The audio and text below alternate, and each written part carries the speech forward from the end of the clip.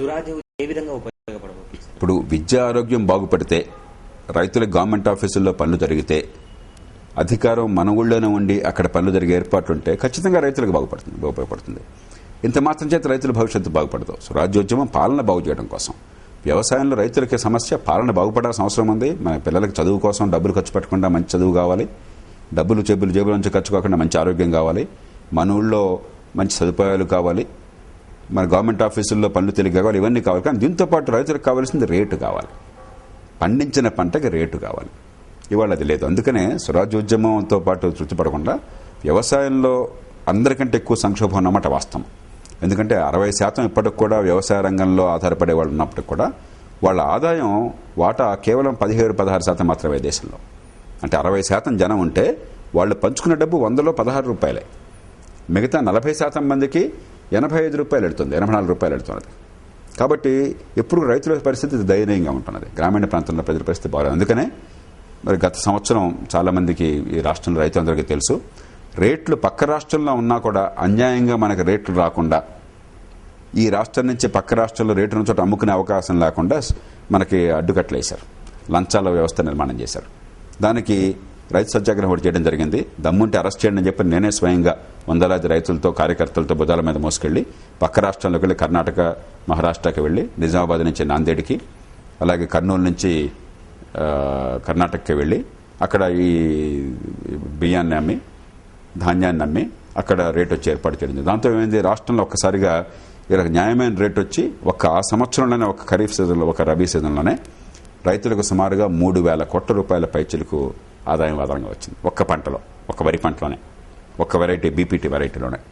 అంటే దుర్మార్గపు ఆంక్షలు తొలగిస్తే మనకి బోల్డని డబ్బులు వస్తాయి. అలాగే విదేశాలకి ఎగుమతులను కనుక ప్రోత్సహించినట్టయితే అక్కడ గిరాకీ ఉన్నప్పుడు మనకు బోల్డని డబ్బులు వస్తాయి. మార్కెట్లో మరింత గిరాకీ పెరిగి, ఉదాహరణ కాటన్ ఉంది, ప్రతి ఒక్కరోజు ఎగుమతుందంటారు, ఇంకో రోజు ఎగుమతుందంటారు. కేవలం లోక్సత్తా చేసిన పోరాటం వల్ల, గట్టిగా చేసిన ప్రయత్నం వల్ల, సాక్షాత్ ప్రధానమంత్రితో మళ్లీ కూర్చుని ఆయన ఒప్పించిన కారణంగా గత 2 ఏళ్లుగా మీరు గమనిస్తే పత్తి దిగుమతులు ఆంక్షలు తీసిపారేశారు. పూర్వం ఏం చేసేవాళ్ళు, ఒకరోజు ఎగుమతులు అలవ్ చేస్తున్నాను వాళ్ళు, మన్నాడు మళ్ళీ ఆపేస్తున్నాను వాళ్ళు, మళ్ళీ 3 నెలలు ఎగుమతి చేస్తున్నాను వాళ్ళు, రోజుకో రకంగా ఉండేది. ఇప్పుడు ఇది ఆపేసి ఎక్కడ గిరాకీ ఉన్న అమ్ముకునే ఏర్పాటు ఈ మధ్య జరిగింది, కేవలం లోక్సత్తా చేసిన ప్రయత్నం వల్ల. అట్లాగే విదేశాల నుంచి మనకి కొన్ని వస్తువులు దిగుమతి అవుతున్నాయి. ఉదాహరణకి మన వంట నూనె, పాముల ఆయిల్, అలాగే పప్పు, ఈ 2 కూడా విదేశాలకు దిగుమతి అవుతున్నాయి. మనకు దాదాపు 40,000 కోట్ల రూపాయల పైచిలకు, 40-50,000 కోట్ల రూపాయలు మనకు విదేశాలను దిగుమతి చేసుకుంటున్నాం. కానీ ప్రభుత్వం ₹1 కూడా దిగుమతి సుంకం ఇట్లా ఏమవుతుంది, విదేశాల నుంచి వచ్చే వస్తువులు రేటు తక్కువ ఉండి మన దేశంలో రైతులు ఆ రేటుకి అందుకోలేక ఇక్కడికి ఆ వస్తువుల ఉత్పత్తి ఆగిపోతున్నది. అంటే దేశం శాశ్వతంగా పరాధీనం అవుతున్నది. మరి ఈ పంటలు తప్ప వేరే పంట వేసే అవకాశం లేకపోతే వాళ్ళు శాశ్వతంగా నష్టపోతున్నారు. అనంతపురం జిల్లాలో దాదాపు 15-16 లక్షల ఎకరాల్లో మీకు వేరుశనగ పండుతుంది.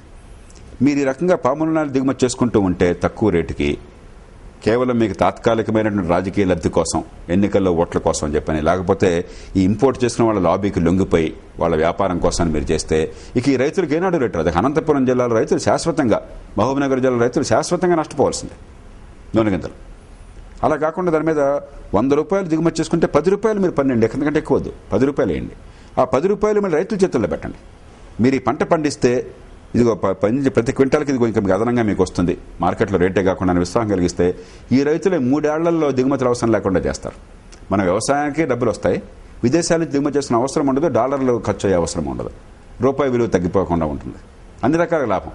కానీ ఇది చేయాలని చెప్పంటే ఈవేళ ₹1 రేటు పెరిగినట్టు కనిపిస్తుందేమో అని, అసలు దేశ భవిష్యత్తు రేపేమిటి, దేశం శాశ్వతంగా పరాధీనం అయిపోతుంది, రైతులు నాశనం అయిపోతున్నారని పట్టించుకునే పరిస్థితి లేకుండా ఉంది. జనంలో ఈ అవకాశం రావు. దీనికోసం గట్టిగా లోక్సత్తా పోరాడుతుంది. వాళ్ళు కాబట్టి రేపైనా సరే ఖచ్చితంగా వ్యవసాయ వస్తువులు ఏవి దిగుమతి చేసుకున్నా కూడా దాని మీద కొంత సుంకాన్ని వేసి ఆ డబ్బుని రైతులకు పంచి, రైతులు మళ్ళీ దిగుమతులు అవసరం లేకుండా ఉత్పత్తిని పెంచి ఏర్పాటు చేయకపోతే దేశం నష్టపోతుంది, వ్యవసాయం నష్టపోతుంది. కొన్ని వస్తువులు మనకి కుళ్ళిపోతాయి సులభంగా, పళ్ళు కానీ కూరగాయలు కానీ. మనకు రోజు మార్కెట్లో కనుక గిరాకీ ఉంటే ₹50 వెళ్ళిపోతుంది. టొమాటో చూడండి, ఇప్పుడు ఈ మధ్యకాలంలో రేటు ₹30-40 వెళ్ళింది. అదే టొమాటో రేపొద్దున పావులాకు ₹10 వెళ్తుంది, కొనేవాడు ఉండడు, మీరు రోజులో పారవేసుకోవాల్సి వస్తుంది. ఒక మూర్ఖమైన సమాజంలోనే ఇలాంటిది జరుగుతుంది. ఇలాంటి వస్తువులకి మీరు ఒక బాగా ఎక్కువ ఉత్పత్తి అయితే రేటు పడిపోవటం, తక్కువ ఉత్పత్తి రేటు పెరిగిపోవటం రెండు తప్పే. ఎప్పుడు దాన్ని ఎలా లేకుండా చేయగలం? స్టోరేజ్ ఉండాలి, శీతల గిడ్డంగులు ఉండాలి, దానికి రైతులకు అందుబాటు ఉండాలి, దాంతోపాటు ప్లెడ్జ్ లోన్స్ ఉండాలి. దానిలో పెట్టినట్టయితే అమ్మే లోపల బ్యాంకు నుంచి రుణం వచ్చేసి వాళ్ళు పని చేయ పరిస్థితి ఉండాలి. రేపు పొద్దున మళ్ళీ పంట వేసుకునే పరిస్థితి ఉండాలి. ప్రాసెసింగ్ ఉండాలి. కాబట్టి రేటు పెరిగిపోతే అది కొనుక్కోవాలని బాధ లేకుండా ప్రాసెస్డ్ టొమాటో ఉందనుకోండి, టొమాటో ఇది లేకపోతే టొమాటో జ్యూస్ మరొకటి మనకి మార్కెట్లో అందుబాటులో ఉందనుకోండి తక్కువ ఖరీదుకి, మీకు టొమాటో రేటు పెరగదు, ప్రాసెస్ అయిపోతుంది. బాగా తక్కువ ఉందనుకోండి రేటు, మార్కెట్లో అమ్ముడుపోతుంది అనుకోండి, అప్పుడు దీన్ని ప్రాసెస్డ్ ఫుడ్గా మార్చేయచ్చు మార్కెట్లో. మనం అది చేయకుండా చేసాం. ప్రపంచ దేశాలన్నింటిలో అది ఉంది. ఆ ఏర్పాట్లు జరగాలి. కాబట్టి ఈ 4 రకాల పద్ధతులు చేసినట్టయితే వ్యవసాయంలో రైతుకు రేటు ఉంటుంది. దానికోసం లోక్సత్తా చేస్తున్న ప్రయత్నం భారతదేశంలో ఏ పార్టీ చేయడం లేదు. ఊరికి రైతుల గురించి మాట్లాడడం తప్ప ఒక పద్ధతి ప్రకారం ఎందుకు సమస్య ఉన్నది, ఏ రకంగా రైతుకు రేటు రావాలి, వ్యవసాయానికి ఆదాయం ఎట్ట రావాలని చెప్పని పద్ధతి ప్రకారం చేస్తున్న ఇప్పటికే కొన్ని విజయాలు సాధించాం. మిగతా రంగాల్లో కూడా వచ్చే కొద్ది సంవత్సరాల్లో దేశంలో విజయాలు సాధించాలి. సురాధ్య ఉద్యమంలో ముఖ్యంగా అవినీతిని నిర్మూలిద్దామంటున్నారు. అవినీతిని ఎలా నిర్మిస్తారు? అసలు ఇప్పుడున్న వ్యవస్థలో అవినీతిని నిర్మూలించడం సాధ్యం? 100% సాధ్యం. అసలు ముందు మనకు నిరాశ ఉండకూడదు.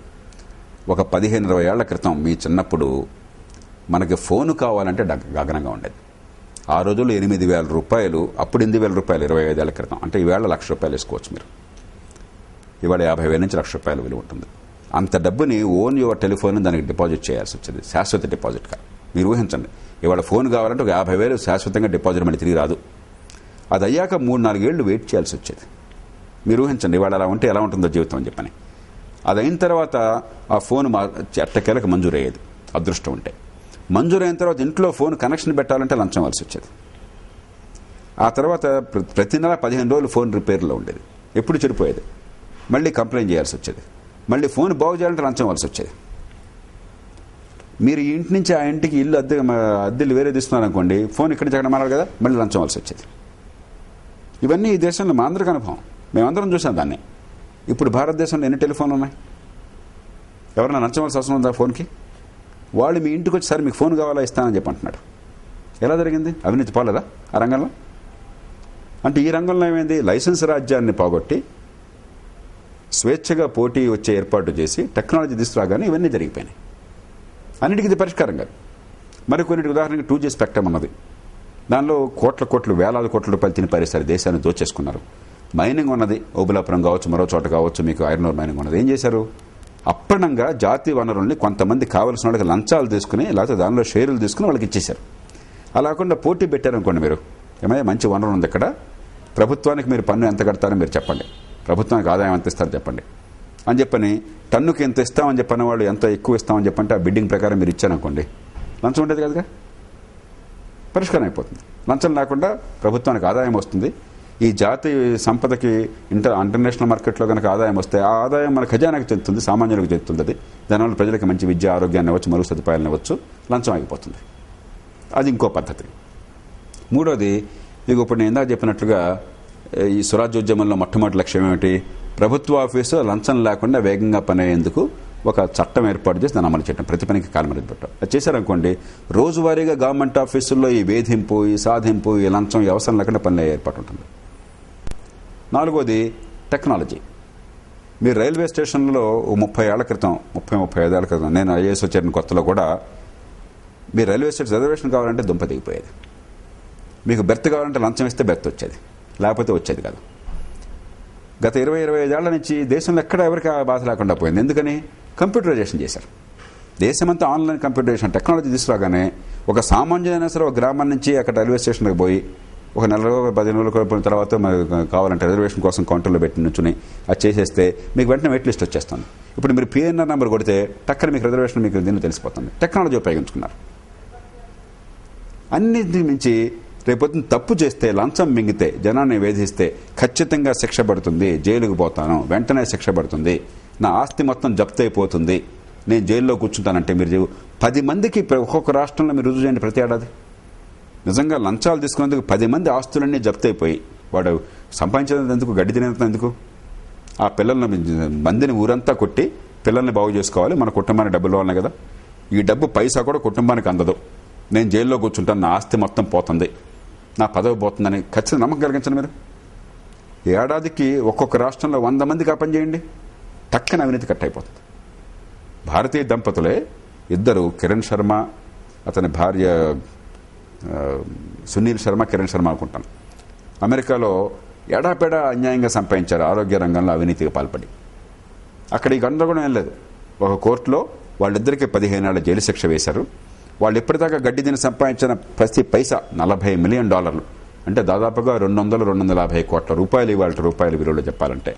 ఇంత డబ్బు మొత్తాన్ని బ్యాంకుల్లో ఉన్న డిపాజిట్లుగా ఉన్నా, లేకపోతే షేర్ల రూపంలో ఉన్నా, నగల రూపంలో ఉన్నా, ఆస్తుల రూపంలో ఉన్నా, ఇళ్ల రూపంలో ఉన్నా, ఈ మొత్తాన్ని ప్రభుత్వ పరం చేశారు.